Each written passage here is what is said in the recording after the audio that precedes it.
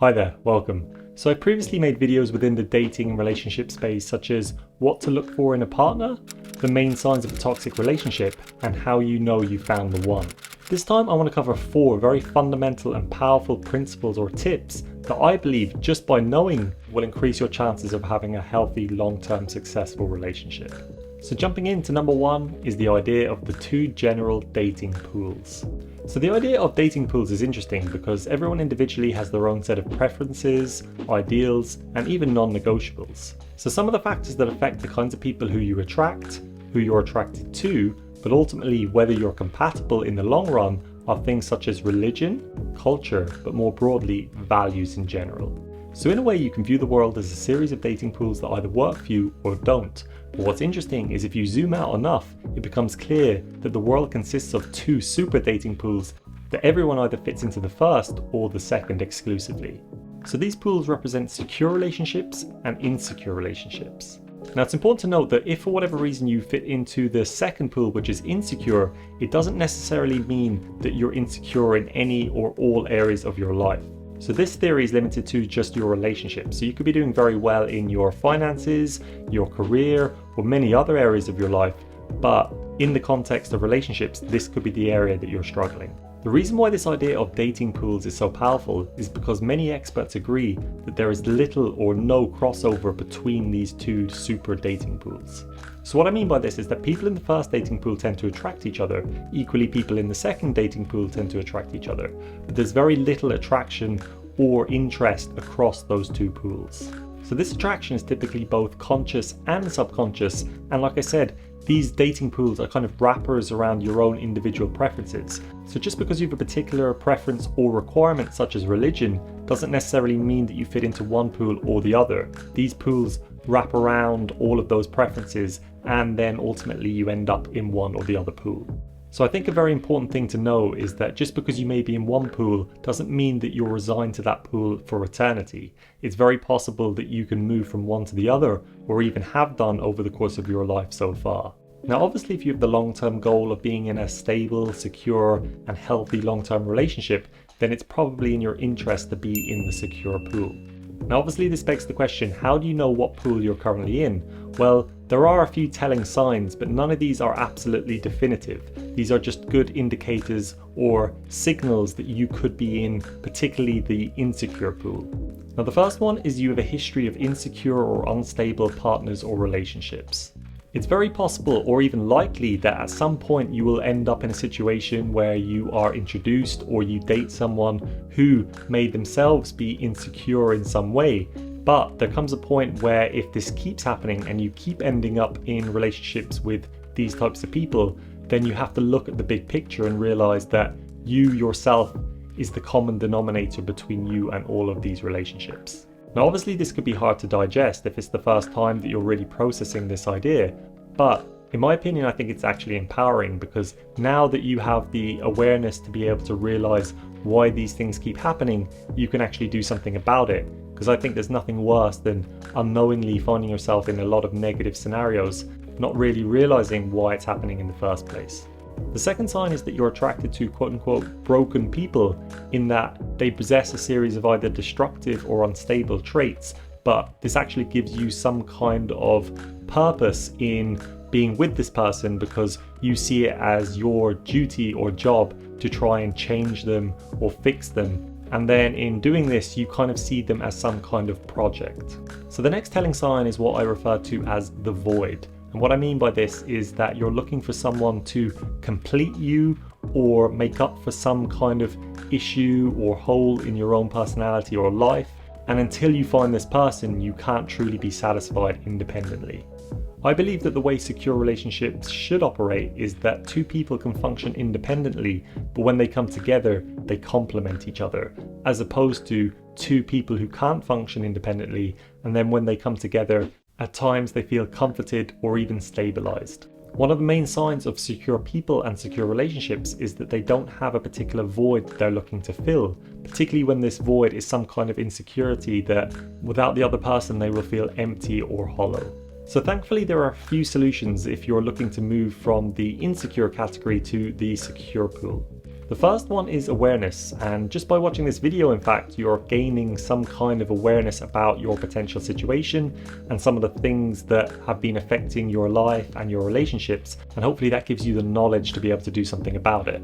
So the second thing is making a plan. So if you're one of those people who have one of those voids that I was talking about, then one of the main things that you can do is to try and fill that void yourself rather than looking for someone else to do that for you.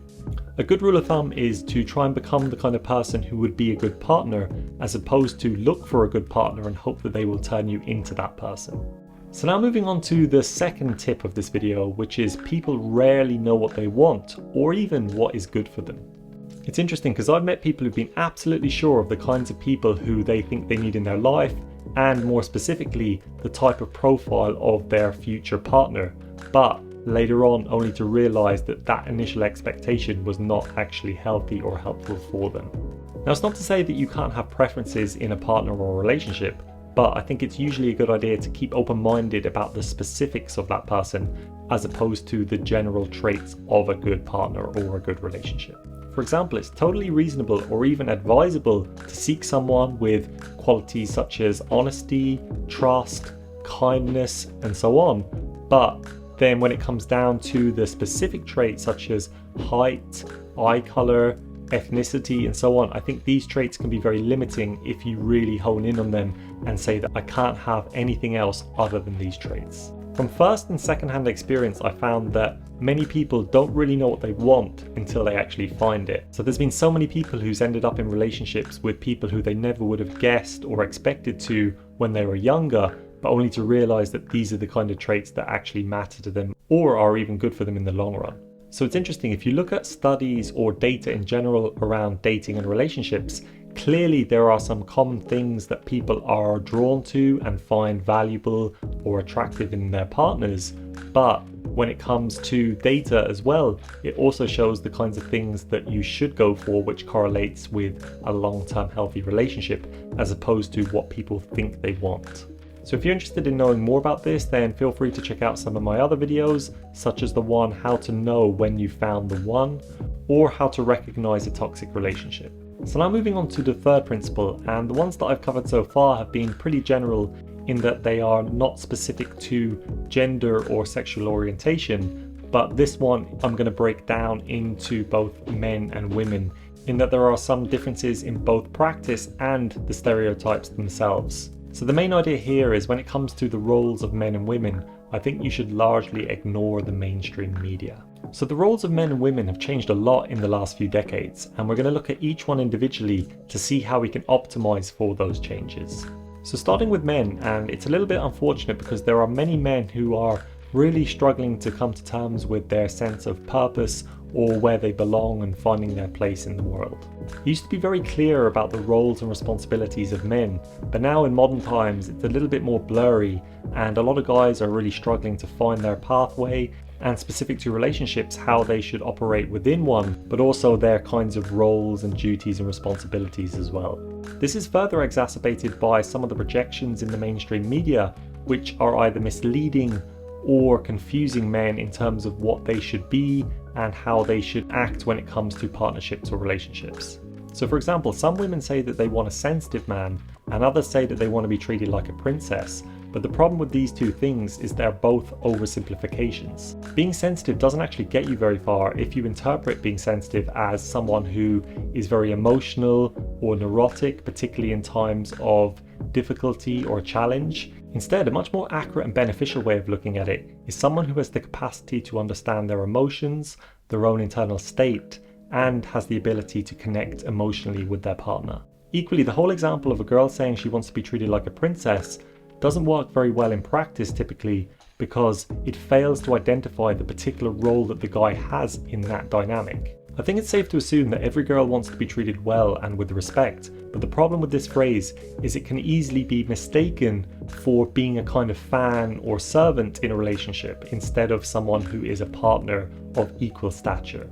Even if this specific girl actually wants that kind of dynamic where everything is done for her, usually over time, and it's a very short amount of time, this gets very old very quickly. So if you're a guy, particularly in a heterosexual relationship, and you're a bit confused about the kinds of roles or responsibilities that you should have, a good rule or idea is to look back on the things that have worked quite well in the past and the kinds of traits that typically represent a secure and healthy masculine person. So some of these ideas are providing, protecting, duty, responsibility, resilience, and precision. If you can embody these kinds of traits, even if your partner hasn't specifically asked you to, it generally gets you quite far when it comes to long-term relationship success. So when it comes to women, in the past they were told that their roles and responsibilities lay exclusively in the house. These days things have changed a lot in that there are large groups of women selling the idea that women belong solely in the workplace and that they are measured not by their ability to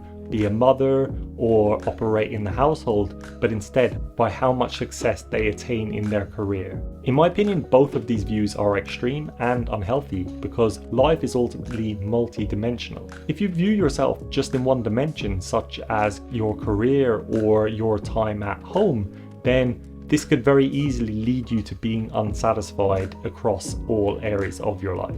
Obviously, everyone is different on an individual level, so if you're a woman who is very much focused on her career and has really kind of come to terms with everything and you still think that the best route for you and your main priority is your career, then that's absolutely fine.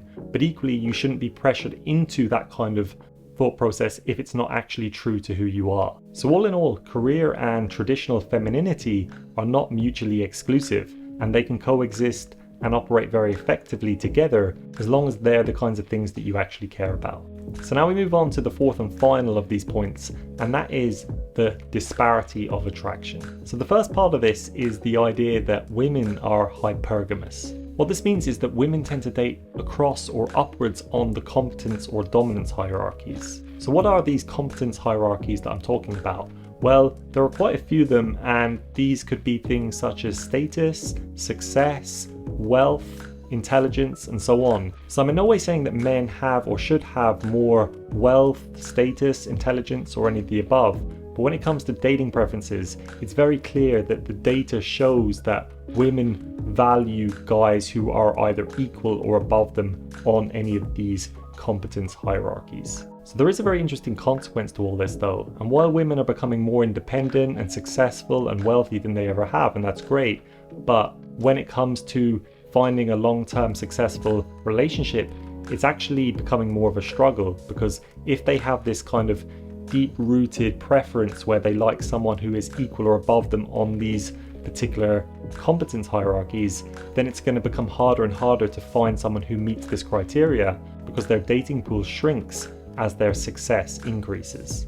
Now, I don't think this is ideal, and it definitely doesn't reflect my own political views, but it's also very important to be aware of this particular phenomenon. So if women tend to value competence very highly, then the flip side to this attraction is that men tend to value beauty very highly. So if men disproportionately value beauty, then it makes sense that the kinds of things that men will find attractive is this sense of care, particularly when it comes to caring for themselves and others, because anything that can increase or maintain the health of that particular person will be a very desirable trait in the long run. This is the same then for women, because if a guy is able to exhibit any trait that kind of embodies competence, so this could be intelligence or sense of humor or status or career success, then it's going to put you in a very good place to be attractive to women. So I hope you found these tips useful. I'm going to leave it there, but let me know if you have any comments. Otherwise, I will see you in the next one.